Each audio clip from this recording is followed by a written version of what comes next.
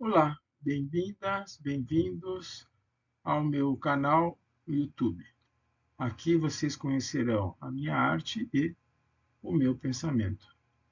O nosso tema de hoje é Leituras com José Eduardo. E o objeto de leitura é a segunda parte do meu livro Queda e Redenção de Judas. Ok, um breve esclarecimento antes da leitura do primeiro poema. Entendo por terra, com inicial minúscula, aqui e nos outros poemas, como sendo região da antiga Palestina. Com inicial maiúscula, o planeta Terra. Passemos então à leitura do segundo poema do meu livro. Bem-aventurados os mansos, porque herdarão a terra. Mateus 5:5. Queda. Sim, herdar a terra era o que queríamos. Por isso, nos sentimos atraídos. Mas quando vi que não conseguiríamos, fui eu que me senti traído. Como herdá-la sendo mansos? Como assim combater aos romanos? Que tipo de rei é este que da mansidão quer fazer estilete? Como acreditar em tua intenção se nunca te pões em ação?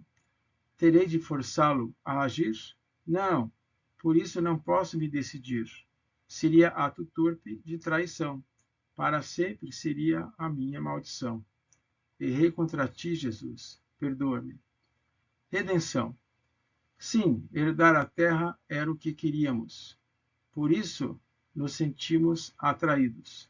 Mas hoje vejo que não podíamos compreender tão grande mal-entendido. Para entender-te, levei 2000 anos.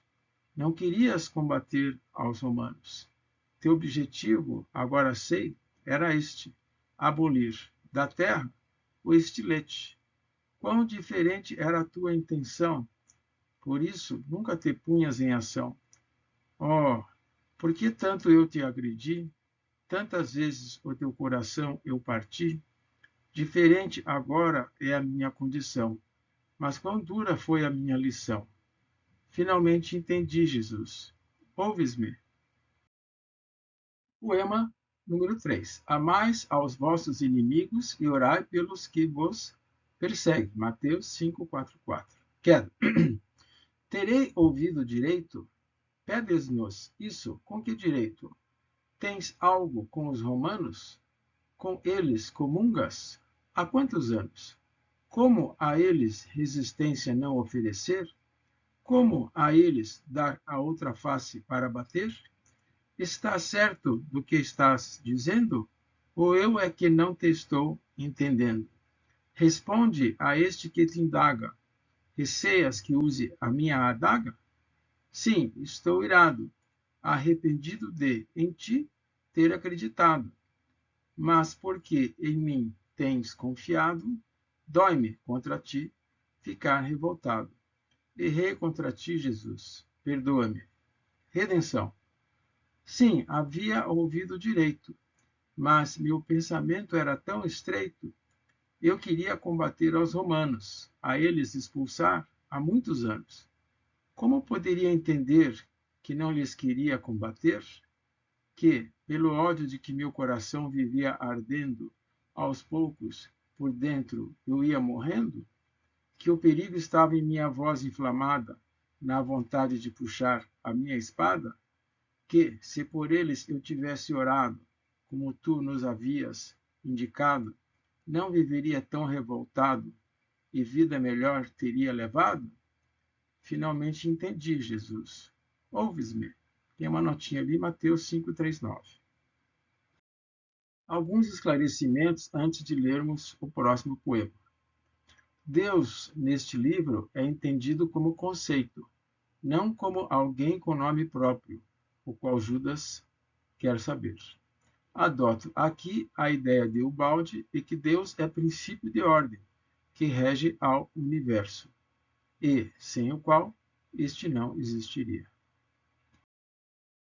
Poema 4. Vós, portanto, orais assim. Mateus 6:9. Queda.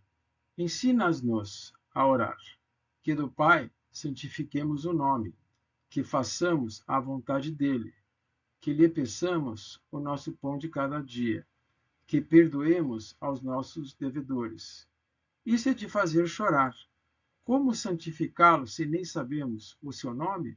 Se em nossa terra não nos serve a vontade dele? Se deixa que roubem o nosso pão de cada dia? Se não impede de, também, sermos devedores? Sim, estou indignado. Não estás, mais uma vez, enganado? Não me olhes assim. Sabes o quanto significas para mim. Errei contra ti, Jesus. Perdoa-me. Redenção. Ensinaste-nos a orar, que do Pai santifiquemos o nome, que façamos a vontade dele, que lhe peçamos o nosso pão de cada dia, que perdoemos aos nossos devedores. Isso é realmente de fazer chorar, pois princípio de ordem é o seu nome, e na terra nada existe senão por vontade dele. Mesmo o roubo, que é débito adquirido outro dia, que é a justiça que nos fez devedores. Não, eu não estou equivocado, pois justiça é, na verdade, equilíbrio instalado em jogo de forças afins, que começam e terminam em mim. Finalmente entendi, Jesus. Ouves-me? Vou tentar dar um exemplo bem simples para ficar mais claro essa história de jogo de forças e equilíbrio. Imaginem dois indivíduos. Um age com relação ao outro. Essa força ela vai até um máximo, quando encontra o máximo de resistência. Ao encontrar esse máximo de resistência, ela volta sobre si mesma, como impulso contrário. Tá? E depois, quando essa força de impulso ao contrário se esgota também, as duas forças retornam ao equilíbrio. E aí está feita a justiça. Poema número 5. Não pensei que vim trazer paz à terra. Não vim trazer paz, mas espada. Mateus 10, 3, 4. Queda. Quão estranho és tu, Jesus! Para com os nossos inimigos recomendas mansidão. Quanto aos nossos pais, filhas, mães, sogras e noras, pela espada o pô-los é a tua intenção. Não bastasse isso, ignoras que amar-te mais que a filho ou filha é pedir demais? Quão estranho és tu, Jesus! O que verdadeiramente com isso pretendes? Por que dizes coisas que não se compreende? Por que dizes que devemos tomar nossa cruz e seguir-te? Sabes o que é morrer numa cruz? Quem por ti se seduz ao ponto de morrer numa cruz? Errei contra ti, Jesus. Perdoa-me. Redenção. Era tão estranho ouvir-te, Jesus, recomendares para com inimigos mansidão, e entre pais, filhas, mães, sogras e noras, dizeres trazer nada menos que, pela espada, oposição. E certamente não ignoras que amar-te mais que a filhos, para quaisquer pais, é algo que somente um eleito, como o balde, é capaz. E quão estranho é poder agora ver, Jesus, que os nossos inimigos, muitas vezes, me entendes, o são apenas pela ocasião. Com isso se compreende porque tu nos recomendaste a tomá-los por cruz. E entre aqueles outros que também são nossa cruz, não é o que se deduz, o teu pensamento muitas vezes conflitos produz. Finalmente entendi, Jesus. Ouves-me? Algumas notas, Mateus 10, 3,5, 3,7, 3,8.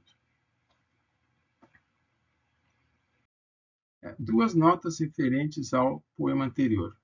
O balde também deixou a sua família em Foligno, para viver a experiência do Evangelho sozinho em Gubbio, ambas na Itália. Isso, porém, não significa que a tenha abandonado. E a outra nota é: refiro-me aqui a conflitos entre familiares causados por diferenças de pensamento. Poema número 6. Vinde a mim todos os que estáis cansados e sobrecarregados, e eu vos aliviarei. Mateus 11, 28. Queda. É promessa sedutora, sem dúvida, mas na possibilidade de cumpri-la está a dúvida. Como pretendes fazer isso, Jesus? Fazendo-nos seguir-te com outra cruz? É claro que estou sendo irônico. Pretendes tirar-nos impostos? Entendes que são a nossa maior cruz? Queremos saber de ti, Jesus, como intencionas nos aliviar? Como dos romanos vais nos livrar? Não respondes? E como queres que te sigamos, que, por força do teu silêncio, nos convençamos? Ora, que ousadia! Isso mais me parece covardia. Errei contra ti, Jesus. Perdoa-me. Redenção. Oh, amigo, como foi duro carregar essa dúvida por 2000 anos. Entre todas, é a dúvida que mais me fez de ti desacreditar, Jesus. Como acreditar se eres capaz de nossa cruz nos livrar? Como seguir alguém se não se entende o que esse alguém realmente pretende? Como saber que a cruz de que falavas, Jesus, a de que nos queria aliviar, era outra de que realmente podíamos nos livrar? Sim, pois não te referias à dos romanos, aos impostos que suportávamos há tantos anos, mas ao ódio que nos corroía, à paz interior que nos oferecia. Finalmente entendi, Jesus. Ouves-me? Bem, é isso, pessoal. Terminamos a segunda parte da leitura do meu livro Queda e Redenção de Judas. Espero que tenham gostado e espero também que voltemos a nos ver novamente numa próxima ocasião. Grande beijo, fiquem bem e até a próxima.